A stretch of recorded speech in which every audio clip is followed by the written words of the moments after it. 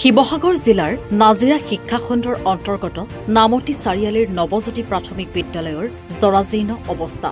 দুটা সৰু গৃহত চলিছে প্ৰাথমিক বিদ্যালয়ৰ 6টাকৈ শ্ৰেণীকোঠাৰ লগতে এটা অংগনবাড়ী কেন্দ্ৰ। 1977 চনতে স্থাপিত হোৱা এই বিদ্যালয়খনৰ পকী গৃহ 1995 চনত নিৰ্মাণ কৰাৰ পিছৰে পৰা কোনো ধৰণৰ মেৰামতি কৰা নহল বিদ্যালয়খনৰ। শিলাবৃষ্টি বতাহ বৰষুণৰ বাবে বিদ্যালয়খন এতিয়া জহি খহি গ'ল, উৱলি গ'ল, টিনপাত খহি পৰিল, কেচিং পাৰ্লিং। মজিয়াৰ পৰা আকাশ দেখা এক পৰিৱেশ। 4টাকৈ শ্ৰেণীকোঠাত শিক্ষাদান কৰিব নোৱাৰি অতিৰিক্ত 2টা শ্ৰেণীকোঠাত 6টাকৈ শ্ৰেণীৰ পাঠদান কৰিব লগা হোৱাত অসুবিধাত পৰিছে বিদ্যালয় কৰ্তৃপক্ষ। বিদ্যালয় কৰ্তৃপক্ষৰ লগতে আমগুৰিৰ বিধায়ক প্ৰদীপ হাজৰিকাক সমস্যাৰাজি সম্পৰ্কত অৱগত কৰাৰ পাছতো কোনো ব্যৱস্থা গ্ৰহণ নকৰাৰ অভিযোগ উত্থাপন হৈছে। জহি খহি যোৱা বিদ্যালয়খনৰ মেৰামতি কৰি কণ কণ ছাত্ৰ ছাত্ৰীসকলক শিক্ষাৰ ক্ষেত্ৰত সুব্যৱস্থা কৰি দিয়াৰ বাবে শিৱসাগৰ জিলাৰ অভিভাৱকে মন্ত্ৰীৰ দায়িত্বত থকা শিক্ষামন্ত্ৰী ৰণোজ পেগুৰ হস্তক্ষেপ বিচাৰিছে। লগতে বিদ্যালয়খনৰ প্ৰাক্তন ছাত্ৰ ছাত্ৰীৰ লগতে সচেতন মহলেও অভিযোগ উত্থাপন কৰিছে, লগতে দাবী উত্থাপন কৰিছে। জ্যেষ্ঠ নাগৰিক বুলিয়ে নহয়, এইখন বিদ্যালয়ে আমি প্ৰতিষ্ঠাপক প্ৰধান শিক্ষক। 1977 চনৰ পৰা আমি 2011লৈকে শিক্ষকতা কৰিলোঁ, অৱসৰ কৰিলোঁ। এতিয়া আমি অৱসৰৰ পিছত স্কুলৰ যিটো অৱস্থা, এই কণ কণ ল'ৰা ছোৱালীবিলাকে অনুকূল পৰিৱেশ পাইছে বুলি ক'ব নোৱাৰোঁ। মই বাৰে বাৰে এই বৰ্তমানৰ প্ৰধান শিক্ষকক পৰামৰ্শ দিওঁ, চৰকাৰৰ লগত তেখেতে যোগাযোগ কৰোঁ বুলি কৈছে, যে কোনো কাম হোৱা নাই। কথা হ'ল কি, ইমান পুৰণি শিক্ষানুষ্ঠান এখনৰ ঘৰটো আজি এনেকুৱা দুখ লগা জৰাজীৰ্ণ হ'ব নালাগিছিল। আমি ব্যক্তিগতভাৱে স্থানীয় যিসকল নেতাক কওঁ, কিন্তু কাৰ্যকৰী হোৱা নাই। গতিকে আপোনালোকৰ যোগেদি আমি চৰকাৰক আহ্বান জনাওঁ, অতি শীঘ্ৰেই এই বিদ্যালয়খনৰ এটা উন্নত মানদণ্ডৰ গৃহ নিৰ্মাণ কৰাৰ লগতে বিদ্যালয়খনৰ এটা উন্নত শৈক্ষিক পৰিৱেশ যাতে গঢ়ি তোলে, সেইটো আপোনালোকৰ যোগেদি চৰকাৰৰ ওচৰত আমাৰ আহ্বান। প্ৰথম কথা। দ্বিতীয় কথা হ'ল, কেৱল ঘৰটো হ'লেই নহ'ব, যিখিনি আন্তঃগাঁথনি বুলি কোৱা হয় সেইখিনিও উন্নত কৰা প্ৰয়োজন বুলি মই ভাবোঁ। গতিকে মোৰ বিশেষকৈ এটা অনুষ্ঠান, এই অনুষ্ঠানটোত মোৰ টান আছে। নিজে মাটি দান দি মোৰ দেউতাই মাটিডোখৰ দিছিলে, মই শিক্ষক হিচাপে থাকিলোঁ। এতিয়া অনুষ্ঠানটো মোৰ এটা টান এইকাৰণে আছে যে মোৰ গাঁৱৰ উদীয়মানসকলে উঠি অহা ল'ৰা ছোৱালীবিলাকে ইয়াত শিক্ষা পায়, কিন্তু এই পৰিৱেশে এতিয়া আমাৰ মনত দুখ লগাইছে। গতিকে আপোনালোকে যোগেদি চৰকাৰক আহ্বান জনাওঁ, যাতে বিদ্যালয়খনৰ শৈক্ষিক পৰিৱেশ এটা উন্নত কৰাৰ লগতে যিখিনি আন্তঃগাঁথনিৰ ব্যৱস্থা কৰিব লাগে সেইখিনি তেখেতলোকে কৰক। লগতে আৰু এটা কথা কওঁ, এইখন বিদ্যালয়ত বৰ্তমান অৱস্থাত প্ৰায় 60জন ছাত্ৰ ছাত্ৰী আছে বুলি মই প্ৰধান শিক্ষকৰ পৰা জানিব পাৰিছোঁ। গতিকে ছাত্ৰ ছাত্ৰী অনুপাতে শিক্ষকৰ সংখ্যা সীমিত। গতিকে মোৰ আহ্বান আন এটা, যে প্ৰতিটো শ্ৰেণী অনুপাতে এজন শিক্ষক দিয়াৰ ব্যৱস্থা কৰে চৰকাৰে। এইখিনিকে মই আহ্বান যদিও আপোনালোককো ধন্যবাদ জনাইছোঁ এইখিনি কৰি দিয়াৰ কাৰণে, যাতে আপোনালোকৰ যোগেদি এই বিদ্যালয়খন উন্নতি হয়, এইটোৱে আমাৰ কামনা থাকিল। Thank U sir. শিৱসাগৰ জিলাৰ অন্তৰ্গত বিলুপ্ত আমগুৰি সমষ্টিৰ অন্তৰ্গত নামতিআলি পঞ্চায়তৰ 2 নম্বৰ ৱাৰ্ডত অৱস্থিত আমাৰ এই নামতি চাৰিআলি নৱজ্যোতি প্ৰাথমিক বিদ্যালয়খন এক জৰাজীৰ্ণ ৰূপ। আপোনালোকে আজি আহি আপোনালোকে নিজ চকুৰে পৰ্যবেক্ষণ কৰিলে, যিদৰে ছাত্ৰ ছাত্ৰীসকলক পঢ়াৰ অনুপযোগী কৰি থৈছে বৰ্তমান শিক্ষামন্ত্ৰী ৰণোজ পেগু ডাঙৰীয়াৰ নেতৃত্বাধীন শিক্ষা বিভাগটোৱে। এই বিয়াগুম শিক্ষা বিভাগটো থকাৰ পাছতো আজি আমি প্ৰাক্তন ছাত্ৰ হিচাপে আজি আমি লজ্জিত।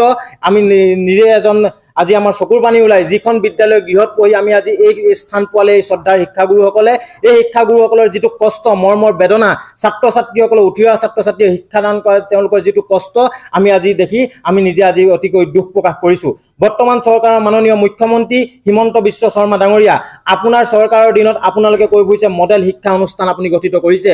মডেল শিক্ষা অনুষ্ঠান নামতি অঞ্চলৰ এই নৱজ্যোতি প্ৰাথমিক বিদ্যালয়খনত অনুষ্ঠিত হৈছে নে নাই আপুনি এবাৰ আহক, আমি নিশ্চয় চকুৰে পৰ্যবেক্ষণ কৰক। বিশেষকৈ আমি ক'ব লাগিব যে বিগত 1995 চনত এই যি গৃহটি নিৰ্মাণ কৰিছিল তাৰ পৰা 2018 চনৰ পৰা এই গৃহটিত কোনো শিক্ষা ব্যৱস্থাত তেওঁলোকে ইয়াত শিক্ষা দান কৰিব পৰা অৱস্থাত নাই তেওঁলোকে আমাৰ শ্ৰদ্ধাৰ শিক্ষাগুৰুসকলে ক্লাছ অংগনবাড়ীৰ পৰা ক শ্ৰেণীৰ পৰা আদি কৰি 6টা 7টা ক্লাছ তেওঁলোকে মাত্ৰ 2টা গৃহত চলি থকা আমি দেখা পোৱা গৈছে তেনেস্থলত আমাৰ উঠিওৱা প্ৰজন্মৰ সুৰক্ষিতৰ ছাত্ৰ উঠিওৱা প্ৰজন্মৰ ভৱিষ্যতৰ সুৰক্ষিতৰ স্বাৰ্থত বৰ্তমান শিক্ষা বিভাগৰ নাজিয়া উন্নয়ন খণ্ডৰ বিষয়া তথা আমাৰ অনুজ পেগু ডাঙৰীয়াৰ হুমতি প্ৰদান হ'বনে নহয় এই সংবাদ প্ৰচাৰ হোৱাৰ পিছত হুমতি প্ৰদান হ'বনে নহয় সেইটো কিন্তু লক্ষণীয় বিষয় হৈ পৰিব আমি গতিকেলৈ প্ৰাক্তন ছাত্ৰ হিচাপে বৰ্তমান চৰকাৰৰ সকলোকে অনুৰোধ জনাইছো যাতে আপোনালোকে আপোনালোকৰ বিষয়া কৰ্মচাৰীসকলক ইয়ালৈ পঠিয়াই আপোনালোকে নিজভাৱে তদন্ত কৰক আৰু যিখিনি কৰিব লাগে আন্ত উন্নয়ন গাঁথনিক যিখিনি কাম কৰিব লাগে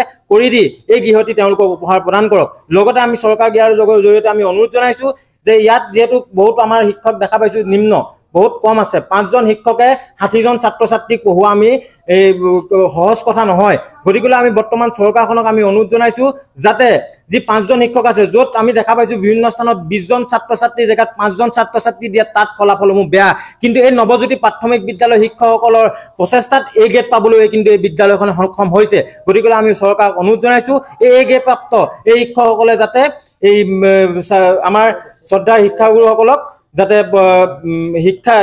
মেজন শিক্ষাক নতুন শিক্ষা ইয়াত শিক্ষাগুৰু প্ৰদান কৰি যাতে শিক্ষকসকলৰ সহযোগ কৰি দিয়ে তাৰ বাবে আমি চৰকাৰক অনুৰোধ জনাইছো এই নৱজ্যোতি প্ৰাথমিক বিদ্যালয়ৰ এই পুৰণি গৃহটো বৰ্তমান পৰিত্যক্ত হৈ পৰি আছে আৰু আমাৰ এছিয়া দুটাতে আমি ছাত্ৰ ছাত্ৰী প্ৰায় 56 জন ছাত্ৰ ছাত্ৰী আমি পাঠদান কৰি আছো আমাৰ শিক্ষক 5 জন পাঠদান কৰি থাকোঁতে অলপ অসুবিধা হয় পাৰ্টিশ্যন আছে ৱাল আছে যদিও আমাৰ কিছুমান অসুবিধা হয় পাঠদানৰ ক্ষেত্ৰত আৰু আমাৰ বিশেষকৈ মাটি নাই আমাৰ বিদ্যালয়খনত মাটি কম নতুন এছিয়াৰ বনাবলৈ মাটি নাই মাটিৰ অভাৱ এই গৃহটো যদি মেৰামতি কৰি দিয়ে আমি অৱশ্যে যোগাযোগ কৰিছিলোঁ বিভাগীয় কাৰ্যালয়ে মেজৰ প্ৰিপেয়াৰিং গ্ৰাণ্ট আহিলে আমাক দিম বুলি প্ৰতিশ্ৰুতি দি থৈছে কিন্তু এতিয়ালৈকে আমি মেজৰ অনুদান অহা নাই বুলি ভাবিছোঁ কেতিয়াৰ পৰা আচলতে এনেকৈ আমি যোৱা বছৰ যোগাযোগ কৰিছিলোঁ কেতিয়াৰ পৰা আপোনালোকৰ এই পৰিৱেশ হৈছে এইটো আমি এই গৃহটো আমি 2018 চনতে এৰি দিলোঁ এই গৃহটো তাৰপৰা আমি এছিয়া দুটাত আমি পাঠদান কৰি আছোঁ আৰু আমগুৰিৰ পৰা ৱাকিল আহমেদৰ ৰিপৰ্ট এনি ভাৰত 24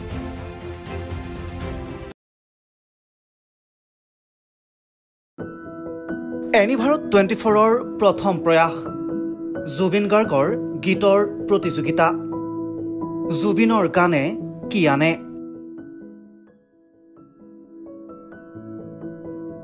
অডিশ্যনৰ বাবে যোগাযোগ কৰক 8638661821 আৰু 8812831556 নম্বৰত এনি ভাৰত 24 উদ্যোগত এটা নতুন সংগীতৰ প্ৰতিযোগিতা আয়োজন কৰা হৈছে য'ত মোৰ গানৰ প্ৰতিযোগিতা হ'ব আপোনালোকে তাত প্ৰতিযোগী হিচাপে আহিবলৈ পাৰিব আৰু মোৰ ফালৰ পৰা আন্তৰিক শুভকামনা জনাইছোঁ আৰু অনুষ্ঠানটোৰ নাম হৈছে গানে কি আনে সকলোকে মৰম জনাইছোঁ সকলোৱে আহক ইয়াত অংশগ্ৰহণ কৰক thank you very much love U